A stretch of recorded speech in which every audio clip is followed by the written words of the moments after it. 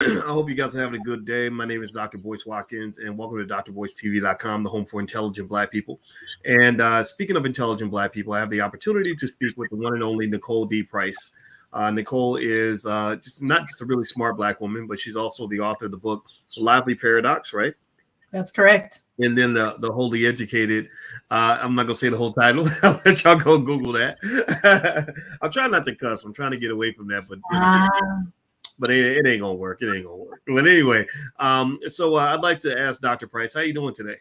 I'm fabulous. I too have tried to stop cursing, but every year I seem to fall off by this point in the calendar. Well, let's do a survey. Okay, so as you put your B1s in the chat, how many of y'all cuss a little bit too much? How many cussers we got in the building? I read where they said that cussing is actually a sign of intelligence. So right? So maybe that's our excuse, right? I'm too smart to not cuss. I can't help it.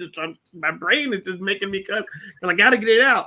But anyway, so if you want to know why Dr. Price is was invited here today, uh, I have a lot of respect for Dr. Price, largely because she is a big part of what our community needs. One thing that Dr. Price can do, among her many magic tricks and skill sets, a broad set of skills that she has, is she's very good at relationship management. She is able to help people figure out how to get along well enough to achieve common goals.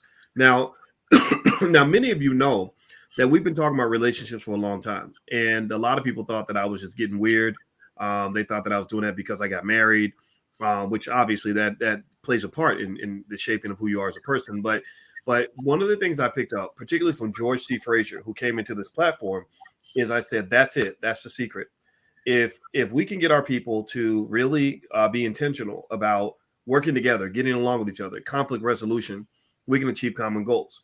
And so, Dr. Price, in fact, what I'm going to do is I'm going to point out an example, and I'm going to just kind of you don't even know what this example is. I didn't even tell her about this, but there is this skateboarder um, who killed his friend, and these two guys were best friends, and he's a brother out of Chicago. I'm trying to find their picture. I'll find it at some point. Here we go. Terry Kennedy, and Terry Kennedy was he was a really famous skateboarder to the point where he was actually in video games. I don't know if anybody heard of that story. Give me a yes or no in the chat if you heard the story about Terry Kennedy. So what I'm gonna do is I'm gonna share my screen because I want y'all to see what I'm seeing here. So Terry Kennedy had a buddy, and apparently him and his buddy were doing things together. I've been doing business together, hanging out together, everything else. There's a picture of these two together. These are two brothers. These, brothers in that figurative term. And somehow Terry is accused of killing his friend, right? And it may be surprising for a lot of us because you're like, well, why would you kill your friend? Well, a lot of times that's the way passion kind of works. The people that we fight the hardest are the ones who hurt us the most because they were closest to us. And I don't know the details of how that happened, but I want you to understand why people like Dr. Price are important. When I see that, Dr. Price, and I'd like to get your thoughts on that. What I see is that when you have somebody that you're close to in your family, whether it's family, friends, or whatever, you can go hit that fork in the road, right? Something happens, there's a trigger, so it can either allow you to go in the right direction and build a stronger relationship where you can do great things together and conquer things together, or it can go in the wrong direction, right, where everything is destroyed. And to me, that's energy, love and connection. That's energy, right? And so, when I see something like what happened with Terry, I see a scenario where the energy went bad, where that positive energy that they were using to build and to do great things, suddenly that energy became destructive energy where they're aiming it at each other and somebody ends up dead and now one's going to prison for a long time. Tell me about what I just said in what you're hearing from what I said about how the use of that energy and the way we connect with the people that we're close to plays a part in our life outcomes. Yeah, I want to first acknowledge that that's a really sad story. Regardless of if Terry did it or not, he lost his friend. And it's always really sad when we lose our friends. And when we think about relationship and we think about business and going into business with people we like, we love, that's one of the dangers, that the relationship, if we're not being thoughtful, can be at risk but it doesn't have to be. Typically what we do is use hope as a strategy, and hope is not a strategy. We just get together with people who we think we have commonalities with, and we say, all right, you and I, we kind of think the same about this topic, about this product. Let's work together and just throw bodies at it. But there are some proven strategies that will work and do work, and things that we can do to make sure that we are thinking the same way about how we communicate. Dr. Boyce, you and I have known each other for a while now, and our communication styles are very different. And there's a benefit to mine and a benefit to yours. And we need to come to some agreement if we were going to work directly together for a long time on how we want to handle that. How do we want to handle the communication differences between us? You and I handle change likely differently. I absolutely know we handle conflict differently. And if we don't have a conversation about that before it becomes an issue, what is more likely to happen is that the negative parts of our personality is what tends to lead, and not the thoughtful parts of our personality. Interesting. Well, I think about that, right? And one thing I've noticed is that when I think about some of the ugliest conflicts I've had, it's interesting because they say the opposite of love is hate, but it's not, right? The opposite of love is indifference. And sometimes the madder you are at that person, or the madder they are at you, it reflects how close you were. Like I'm not just mad at you because you did something wrong to me. I'm mad at you because I still kind of I love you, but I hate you. Maybe I hate that I love you, or I just or you just, or the hurt that came from from whatever occurred. It hurt me more that a person close to me did that to me than it would if a stranger did, or said, or whatever the case may be, right? And I think that you see it all the time. I mean, I don't know how many of y'all, give me a yes or no in the chat if you can think of examples of times where two people were really close, and suddenly things just blew up and went out of control, and it became just the most ridiculous ghetto slugfest type situation you've ever seen. And I'm not just talking about not with just fists. I'm talking about just just got ugly, got real ugly. And I see that a lot, actually, all over the place. I see it on the internet. I see where Black folks get mad at each other on the internet. Next thing you know, it's like, I'm going to destroy you as you're destroying me. And when everybody's destroying everybody else, nobody wins, because then we're all just broken up and busted. And it seems like that's a big problem in a lot of our families. What do you think, Dr. Price? Well, what I love that you brought up is, and I know you specialize in the business of Black people, we care very deeply. We are very much community minded people who care deeply. And when you care deeply, you hurt deeply. And that energy, passion, and commitment has to go somewhere. You mentioned energy at the beginning of the broadcast.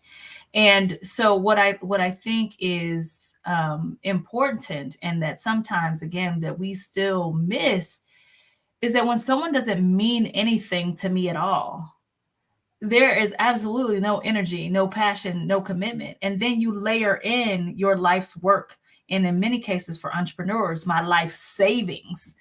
This is how I feed my family. And we come into conflict about how that gets handled. We can start to live up to kind of what our lowest ideals are and not be our best selves. And that is not ultimately what we want. And I love Dr. George Fraser and his approach is when he says, if we can figure out how to be better together, the world is just so conquerable in that regard. If we can figure that out. And I like to stay in my lane. I know your lovely bride does these things in romantic relationships. That is not my lane. In fact, it's an area where if people start looking, they can figure out that I don't have that mastered. But when we are talking about teams, and when I say teams, I even mean just two people who are trying to do business together. I feel like I'm one of the best there is at helping people not use hope as a strategy, to be thoughtful and strategic about how are we going to handle things when we see them differently. And then I don't need to hold you accountable to anything but what you said. So Dr. Boyce, if we sit down and we come to an agreement, and then you are not honoring your agreement, I just have to hold you accountable to what you said. And none of this works if people lack character. But I believe that most people who have the wherewithal to go into business together aspire to show up in with integrity and with character. I believe that. Everybody, I'm speaking with Dr. Nicole Price, and we're talking about particularly family business in our community because I mentioned to you guys that your family is your first economic asset, and but also sometimes you have family that you're not related to, and you want to build together, and there is a process for that. There are tools for that, and I encourage you to pick up those tools if you want to get good at what you're doing. So do me a favor, hit the thumbs up button, hit the share button, hit the subscribe button if you haven't done it yet. Share this video with any of your crazy relatives that you want to hopefully get them on the same page. I'm just messing with you. And actually, I want to ask Dr. Price that question. But first of all, I'm gonna ask the audience. I'm gonna ask you, how many of y'all got some people that you would love to work with and partner with in your own family, but they just seem like they just on another planet? They just have crazy, it's ridiculous. You can't even get them to understand, like, look, just chill out and we can actually do some great things together. I go through it all the time, Dr. Price. I go through it where I'm sitting there thinking, if you would just calm your silly ass down, we can make so much money together, right? But yet, because it seems to me that, our experience in this country is tough, right? We endure trauma. I know I've endured trauma. I know you endured trauma. Your poor late mother and what happened with her. I mean, my gosh, my heart goes out, by the way, to your family for that. And I think trauma kind of makes us triggered, and it's hard to kind of rein that back in. How do you deal with a crazy relative? If you got somebody in your family and you really want to try to find common ground, do you distance yourself, or do you try to build a bridge? I mean, what do you do? I mean, a lot of us, our first reaction a lot of times is like, I got to get away from y'all. What do you think about that? Yeah, our first reaction is distance, and our first reaction is distance because oftentimes we put people in two categories. Either you are a mean, evil, vindictive person, or you are just so idiotic and dumb that I don't know what to do with you. So when we put people in these two categories of jerks or idiots, it's a zero-sum game. There's no solution to that. But what I invite people to do is think about when conflict shows up, there are three specific reasons why people are fighting. One is we don't even have the same goal. You want one thing, I want something else. And if we are thoughtful about being clear about the goal for ourselves as individuals and then also about the business, we'll be much better off. The second reason why people get involved in conflict is because of a lack of clarity around roles. I think my job is one thing. You think my job is something else. And so we are just really not aligned there. And so if I think that my job is the ultimate decision maker and you think your job is the ultimate decision maker, we are bound to fight. And then the third reason why people get engaged in conflict is because of procedures. So the how things get done. And when you're an entrepreneur, some of these things really blend together. What are we doing? Who's responsible for doing it? And how do we do it? And when you're in the middle of it, because you noticed I raised my hand too when you said, do you have any family members who you would love to work with, but it just doesn't work out? Even when I am one of the players, need a third party to help us work through that. Oftentimes you cannot do it by yourself because it's hard to listen sometimes without a third party to help make sure that people get heard. Oh, sorry, I muted myself. Because I was focusing, I was actually taking notes. In case y'all wondering, I was taking notes for real because we're all trying to figure it out. So I got the point when you mentioned lack of clarity kind of around roles, like am I the decision maker or you? You talked about procedures, maybe procedural ambiguity, like we don't know exactly how we're going to do it. And then the other one, I remember you mentioned putting people in categories. Was that the first reason for conflict? Well, the first is goals. So ultimately, what are we trying to do? Like, what's the mission of our company? So if everyone on the line would actually think back to the last time you got into a business disagreement with someone, and then try to think through, was it because they wanted a different goal than I did? Like they wanted to do something different, or was it a lack of clarity around role? They thought their job was one thing, I thought it was different, or vice versa. Or was it a lack of clarity around procedures, how we're going to get it done? Almost always it falls into one of those three categories. So I don't want you to be vulnerable here on the line with everybody, but think if when you think about the last time you had a business conflict, which of those three would you say was the predominant that led to the conflict? Like clarity around which one? I feel like everything. Let me say all of it. I like acronyms. I wrote down goals, roles, and procedures, and I came up with the word grapes.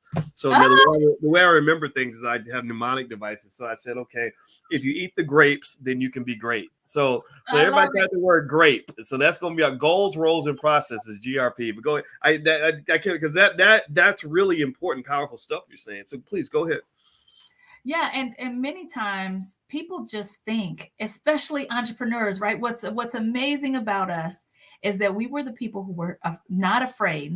We had the courage to start our own business, which means that you're the kind of person who are willing to go your own way, that you'll take risk, that sometimes you go even though the path is not set in front of you. Sometimes.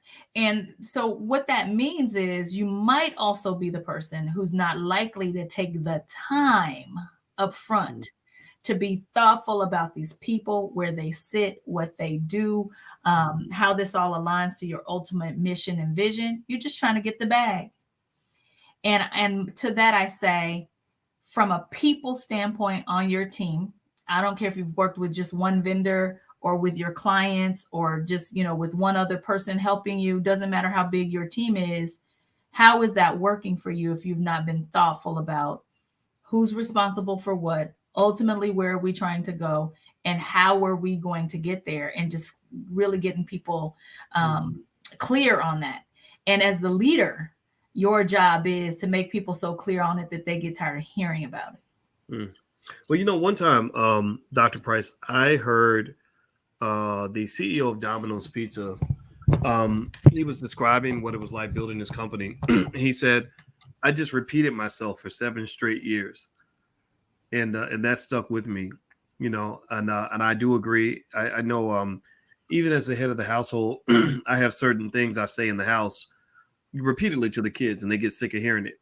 And I'm like, good, I want you to get sick of hearing it, because I know that you've heard it. And I know we're drilling that into your head. And we're real clear and simple. And it almost seems to me that, I like that. I mean, it's so basic what you just said, but it's powerful, because it allows you to do something really important without it being complex, right? Yeah. What is the goal? What is my job and what is your job? And and how are we going to do this? Right. I really like that. And so everybody remember, if you eat your grapes, then you can be great. GRP, grape. Just put the A and the E in there. So I'll never forget it now. So Dr. Price, what if you're in a situation where you are working with a group of people, and let's say that you're in this team, and let's say that you're not the boss of the team, you're a member of the group, and you have a conflict with someone in the group, and it's getting out of hand, and the boss doesn't care. Can you give some thoughts in terms of how a person might approach that, in terms of finding a way to resolve a conflict? I don't know if there's an easy way to answer that question, but I thought I'd throw it out there for you, because I know a lot of us run into situations like that. Yeah, conflict is one of the 4 areas of focus when I'm working with entrepreneurial small business teams, and honestly, real large teams. But if we're talking specifically about Black people, and I'm speaking in sweeping generalizations, so I don't want anybody to say, well, that's stereotypical, and I know one person who this doesn't apply to. We know what crime tends to look like in predominantly Black areas, and we can't ignore that. What comes up for me when I think about what that looks like for people who are running businesses is that we don't have de-escalation strategies. And again, I'm speaking in sweeping generalizations. So if someone goes up, what do? Go up with them. And it's like, you know what? If someone goes up, the leader is the one who actually can diffuse situations, not the one who can add fuel to fire.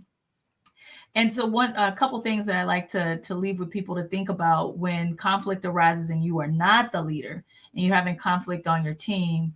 The first thing that I ask people to think about is, what would you want to happen if you were the other person?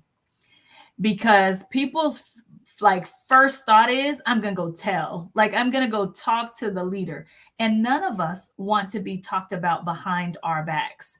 So my invitation, one of my first invitations to everyone who's on the line today, is if you are involved in conflict with someone and you cannot work it out, and I'll just use Dr. Boyce, you and I together, if we're together and we cannot figure it out, the mature team member says, all right, Dr. Boyce, let's go and talk to a third party together. I'm not going to go talk to the third party about you behind your back, because then that fuels a culture of back channeling, mistrust. And now the leader has to come in and get involved. And when you're hiring people for the benefits and beauty that they bring to your organization. Sometimes they will come without de-escalation strategies, and we need to help teach them.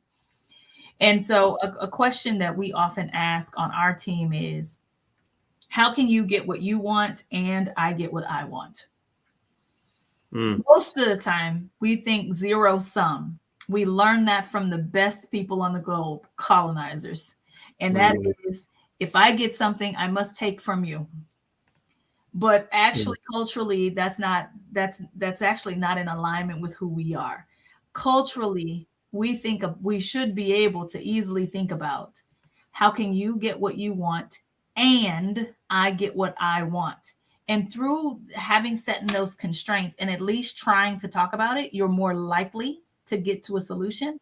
But most of the time, what's happening in people's heads is it's win-lose, competitive, instead of true win-win, or compromise, which is lose-lose. Like both of us have to give up a little something. And I don't like either one of those. I think if we can think about how we both can win, sometimes the answer shows up. That is heavy. That's intense. I mean, that's that makes me think about how, when you talk about the zero sum game versus competition, versus collaboration, it does seem to me that mindset, that unfortunately the pure capitalist mindset is a scarcity mindset. Right. It says for me to win, you got to lose, and that's not healthy. I think it just creates all these really awkward, odd energies. Greed, competition, a lot of fighting, stuff like that. I feel better because I destroyed you, right? As opposed to the abundance mindset, which would be in conflict, in contrast to scarcity. The abundance mindset says, look, if we pull together and work together somehow, that we can actually do something better together than we could apart. And I like that. I mean, and I encourage everybody to consider this. One of the things that happened with me, Dr. Price, was I spent a lot of time thinking about the fact that that when you have an enemy, your goal isn't to defeat the enemy. And maybe the least that you can accomplish is to get away from the enemy. But really, if you could turn that enemy into a friend, then you're really winning, right? Like, so if you have, like if I'm an 8 and you're a 4, if an 8 goes to war with a 4, then maybe, you take 4 away from me, I take you down to 0. So now I'm a 4, you're a 0, and I say I won, right? Because I've got 4, you got 0. But really, I didn't win. I used to be an 8, but then I went to war with you, and we're destroying each other, we're attacking each other, whatever it is, right? So we're both losing, because war is a destructive energy, period, right? And a lot of Black folks are at war with each other.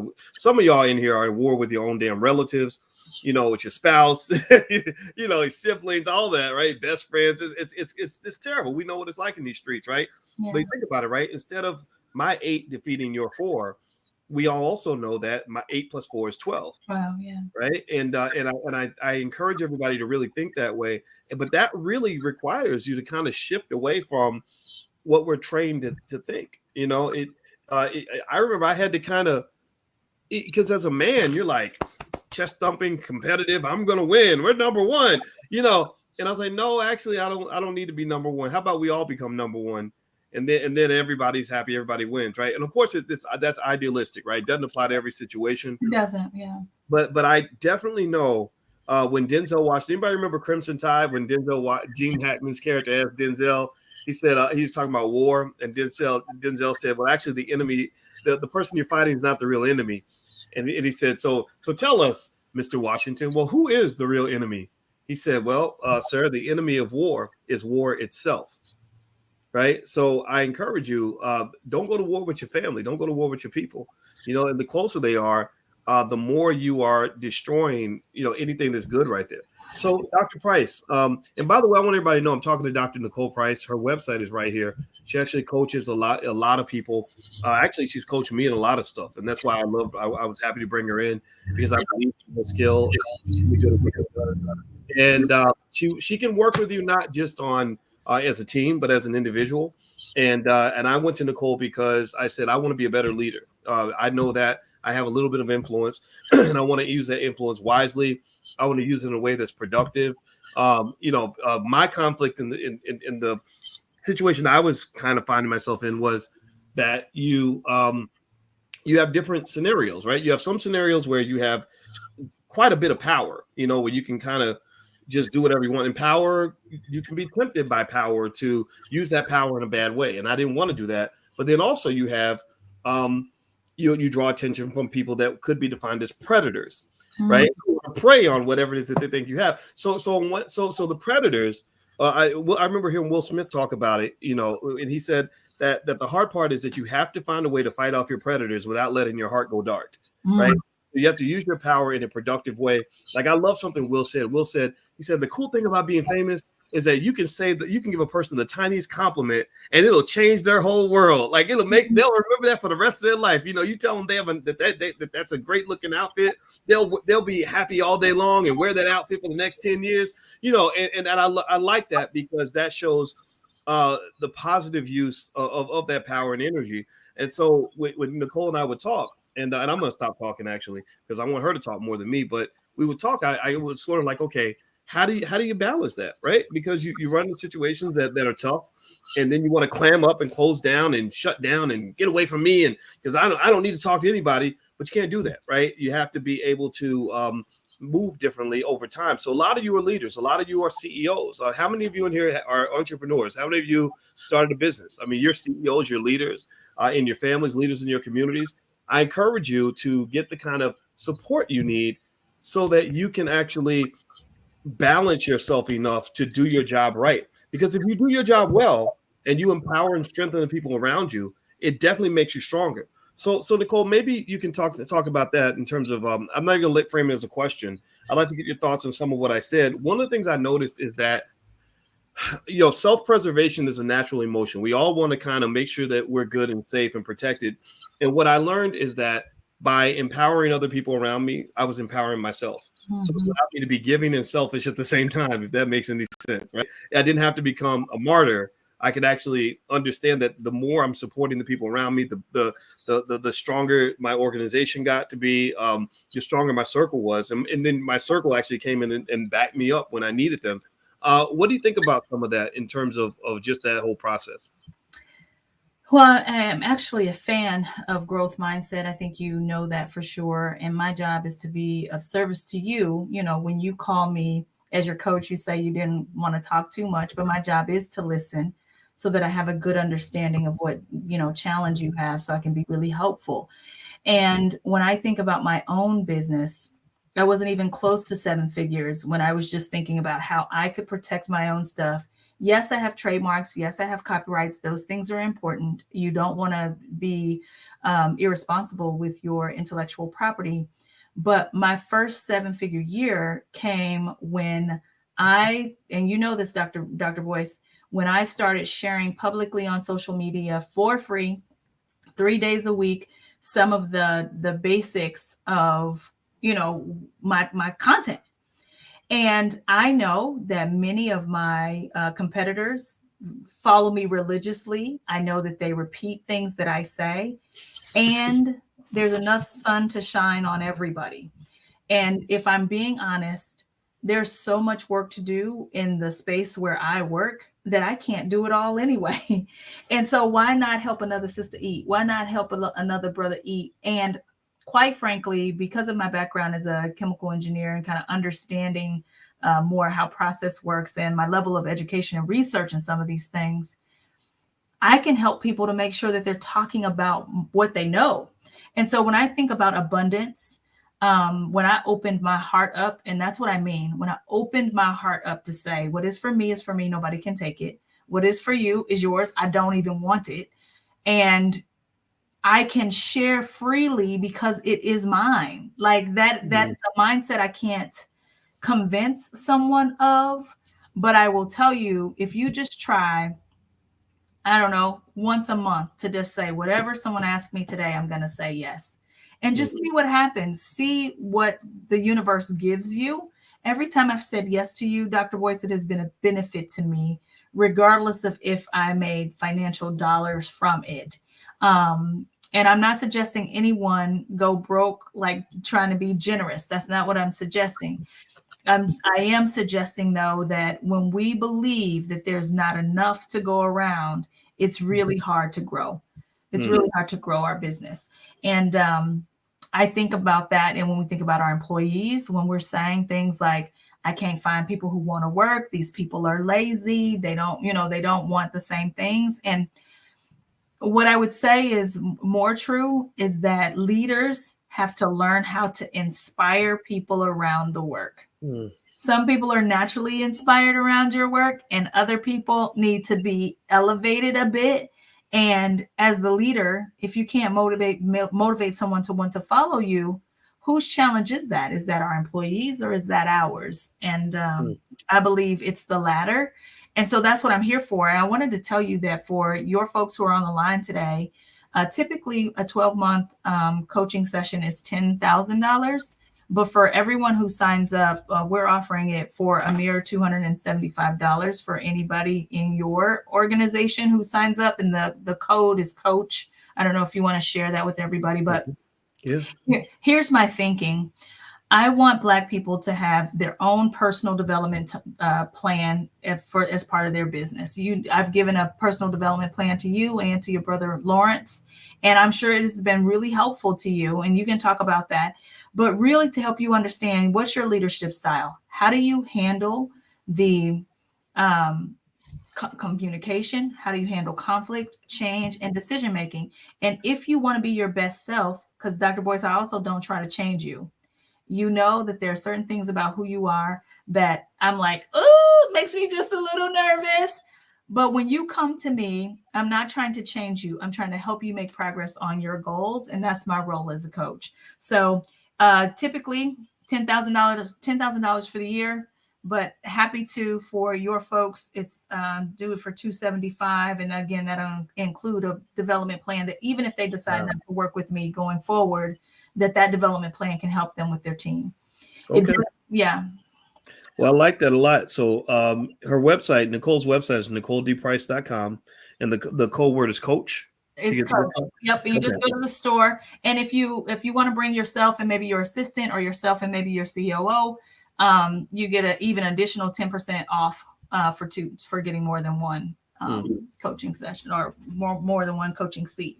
So I just wanted to share that, because it's not often that I get to get in front of your people. I think, was it a year ago now? It feels like. Yeah. We talked. Yeah. So I'm feeling generous. Well, I'm glad that you're here, and I can tell you all, I work with Nicole, and she's very good at what she does, and sometimes, I mean, there's been times where I called Nicole like, okay, I got this problem, I need help. Can you talk me through it?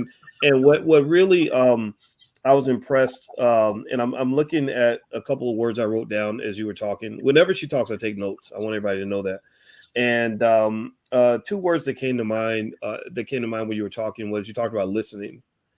And listening is, especially for me as somebody who talks too much, that was something I had to really start being intentional about. And I learned that really listening was very important in terms of, resolving conflicts, understanding people, listening, being able to repeat what you just said to me, getting out of my own ego in terms of what I feel and what I think and how I'm going to respond, and really trying to get into what you're saying and what you're, and that's something I've noticed that a lot of great leaders can do, people that I respect, like the George Frazier's and yourself and stuff like that, that's what they do. They'll listen and they completely get everything that's going on.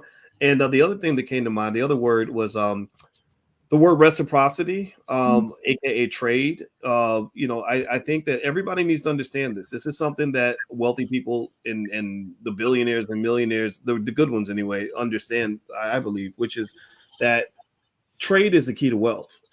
Before there was money, and how did they know which cities were the richest cities and which people were the richest people? Well, it's based on trade. If there's a lot of trade, then good things happen. When there's no trade, nothing good happens. So I want you to pay attention now. Everybody listen. So when you have a country, sometimes you'll have scenarios where a country says, you know what, we're doing too much for other people. We're giving too much, too much of our stuff over here and over there. And they'll go into a national mindset, right? Like the Donald Trumpish kind of mindset, like us and only us, and we matter and that's it. Screw everybody else. And unfortunately, what that is, that's like the equivalent of somebody, who goes into romantic relationships saying, it's all about me. I'm gonna get mine. That's it. Right. That's not a healthy relationship, and it doesn't lead to a healthy outcomes. So when economies go into a shut down nationalist mindset, there's a big economic loss that occurs. The pandemic, that's why GDP plummeted, because everything shut down. People stayed away from each other. We weren't traveling. We weren't connecting. We weren't trading. Right. So trade is the key to wealth. So I need you to translate what I just said. Everything I just said, translate that to the Black community. Right. Now, I want you to think about, the scenarios you might have seen where you have maybe family members that can't stand each other, a lot of distrust because of trauma. Like, I got to stay away from them Negroes, because you got Black people that are more scared of Black people than they are of white people. Like, they'll go and they will engage with white people because they feel safer with them than they do with their own people. Right. Well, that leads to economic loss, right? Because if you have, let's say you have 3 siblings that, if they came together and put all their labor together, they could create this amazing business, right? But because they've never learned how to resolve conflicts and they've never learned how to fully trust each other, they stay away from each other. Like, well, I can't work with my sister because my sister get on my nerves, and my brother, he's just stupid. So what do? What happens then, right? Well, I go work for white man A. He goes works for white man B. She works for the factory down the street. And all that labor, that capital, that human capital that could have come together to form a powerful family business is now being dispersed and reallocated and sent out to somebody else. You see? And then from a personal standpoint, when we're trying to get together from as a family, we can't align vacations. We can't spend the time together. And so that's another added layer of stress. I want to clarify for people, though, I'm not a therapist.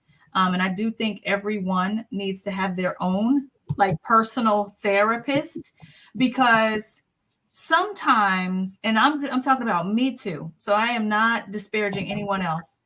Sometimes I have family members who will not work for my business because of childhood trauma, where you think you're better, I think I'm better, whatever. That stuff has to be unpacked on a personal level and worked through, because why would we allow that to damage our ability to make money together for our family and build wealth?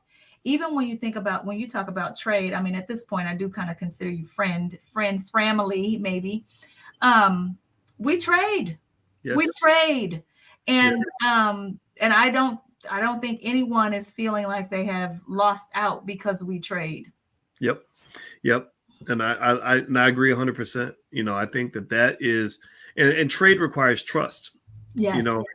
Right? Because if I'm trying to establish any form of reciprocity with another person, I gotta trust that whatever I throw out, I have a chance of getting that back. Because if you don't trust it, if you don't believe, if you think you're gonna throw it away and it's gonna be gone, like I'm gonna do you a favor and you're not gonna do nothing for me, then it's gonna make me feel uncomfortable, right? And here's the thing. When you're playing that game, it's like if we're playing with the bouncing ball, and there's different people to play in different ways, right? Some people, you bouncing the ball, they bounce the ball back to you. Some people, you bouncing the ball, they run off with the ball, right? So everybody's scared of losing their ball, and I'm gonna tell you the truth, Dr. Price. I pay close attention to the people that I trade with to determine, okay, what kind of ball are you playing? Yeah. Are you gonna bounce it back, or are you gonna run off with the ball? When I see people running off with the ball, I don't trade with that people. It's like having a bad relationship it's like having a relationship with a selfish person, right? And by definition, it's not trade if it's not equitable. it's charity if it's not equitable. Mm. You know, if you ask to barter with me, but I don't have something that's valuable to you, then that's charity. We're Mm. not talking charity. We're talking trade what we believe to be equitable services for equitable services. You Yes. know, and I advise that you only do that with people you trust. But I want to say this emphatically: if trust is low on your internal team, you will never have a high performing organization. Mm. Wow. That's Not heavy. possible. That's heavy. That makes perfect sense. And I think that some of us, because of trauma, have a hard time trusting anything or anybody, because there have been times where my trust might be tested, and it requires patience and the ability to just chill out and relax and not to misinterpret certain things. I think who was it? I think a friend, one of my friends, told me about a book that they read called The Four Agreements, and one of the four agreements was something like, don't take anything personally. Personally. Yeah, and I've had to use that when I run into situations where my trust is tested. Like, okay, all right, so what's going on over here? What are we doing? Yeah. And I would say, no, boys, don't take it personally. Take your time, be patient, don't respond right away. And I've actually seen you do that. I've seen you in scenarios where you could have easily blew up and went off on some. Maybe went off on me. Lord knows I say a lot of crazy stuff, and you didn't. You just had like you had this real cool demeanor. Like, well, maybe it shouldn't. Maybe you don't have to see it that way. and so I encourage everybody to learn from that. So Dr. Price, let me ask you about this. We got this. I got to ask you about your book, The Wholly Educated Motherfucker. Since it's right on your website, I went to I went to Nicole. I went to NicoleDPrice.com and I saw the book and I said, I'm gonna go and talk about the book. Tell us about The Wholly Educated Motherfucker. How did you become such a motherfucker in the first place? Oh gosh, how did I become that? I don't know, but I will say that my name means victory for the people. And when I use the word holy, I don't always mean it in the way that people take it to mean. I mean, anyone who is walking in alignment with their purpose is a holy person. And when I play on the book, I talk about the whole of our experiences and how they make us who we are, and how every person on the planet has good things about them and bad things about them. And that part of the book, the holy part, is truly about seeing how can we own that, live solidly in that, so we can show up as the best people we can be. The second word, educated, is not in the traditional senses that people mean it, and I know you and I are in agreement on this. There are formal ways to get educated and there are informal ways to get educated, and some of us just learn things from street knowledge education, and all of it is important. But when you have a natural talent, sometimes the tendency is to rest on the laurels of that natural talent rather than doing the work to make sure that you know what the hell you're doing out here in these streets. And I think leadership is one of those areas, and you and I have talked about this. Well, people will take on an entrepreneurial role and don't know anything about leadership, and then wonder why their restaurant is suffering, wonder why their candle business is suffering, wonder why their small manufacturing business is suffering. Leadership is a critical component. If you're leading people, you need to understand how leadership works, and that education is necessary. And then the MFer, listen, entrepreneurship requires grit. The unthinkable will happen. People will fail you. Some people will run off with the ball. And who are you in those moments? Beautiful people do not just happen. It is the result of being tried in the fire of sorts. And so all those things are me. I wrote that book for people when they face the unthinkable, so that they could have not necessarily a roadmap, but a toolkit that they can pull things out of to help them when the unthinkable happens. So I'm really proud of that book. It is the only non-business book that I have written, and I'm proud of it. I think it's my best work yet. Yeah, well, you know what? I think it's great. I love it, and I'll tell you what, there's a lot that people can learn from you, and I encourage everybody to go take a look at the website, NicoleDPrice.com. She's a very smart lady, and she's the kind of thing that we need. Everybody in here, I want everybody to know, everybody in here is a CEO. Even if you don't have a business, you're the CEO. If you run your household, you are the CEO of that household, and your house is probably the most important organization you'll ever lead. And I know that as the CEO of my house, or the co-CEO, right? I'm the king, she's the queen. We know that. There are so many times where I have to be very conscious and aware of how I make decisions, how I process things, how I respond to things. And it's tough because you're breaking generational curses. I don't know how many of y'all in here feel like you're just trying to not do things the way things were done to you when you were growing up. And I encourage you to keep trying, and I applaud you for seeking growth. That's really important and valuable, and it's going to make a big difference in your life and the lives of others. So I hope you'll join me in saying thank you to Dr. Price for hanging out with us today. I appreciate your time. Thank you, Dr. Price. I appreciate you too. I'm going to push you though. At one point, I want you to allow me to coach you publicly so the people can see.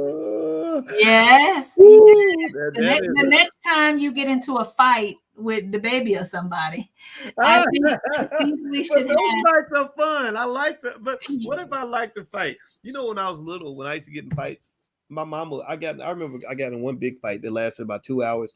My mama came out on the front porch and was watching me fight. And then she got up and went back into the house. That's so trifling. De-escalation strategies are really helpful when we're trying to build. My mama was from the hood, and she just thought fighting was just a part of life. And shoot, my daddy really was a fighter. So there was no, but you know what? But I can appreciate the de-escalation energy, and I'm trying. Yeah, you're not from Kansas City, but I grew up on 45th and Forest. I had my share of fights, and if that is your experience, you knew that sometimes fighting was just to be able to keep the peace, like you had to fight to keep the peace. But what I will say is that many of us now are not in physical danger, and still the strategies we use are to attack. And as the leader, when you're thinking about the culture you want to create, just, if you don't want me to help you, consider getting yourself some kind of executive coach who can help you with the leadership components. And Dr. Boyce, you need to let me do a public coaching session the next time you get into one of these public fights. Let me think about it. I think you should let the people see how the process works. Oh gosh, that's a tough one because it's what's so tough about it is that I know that when everybody's watching that there's a little you say you're not a therapist, but when we're talking, I feel like I'm talking to a therapist because because you'll coach me through a way to kind of approach a problem that's completely outside of myself, and then when you get outside of yourself, you start looking at your old self and saying, okay, I don't like that self so much. And that's tough. Like that's emotional. That's because that's growth, and growth is hard. But I encourage everybody to grow. And I'll go ahead and hit the mute button. It sounds like you got a little feedback, but it's okay. All right, so everybody, please thank Dr. Price for her time. God bless all of you. It was real. And her website here is NicoleDPrice.com. If you could also hit the thumbs up, share, subscribe button on your way out the door.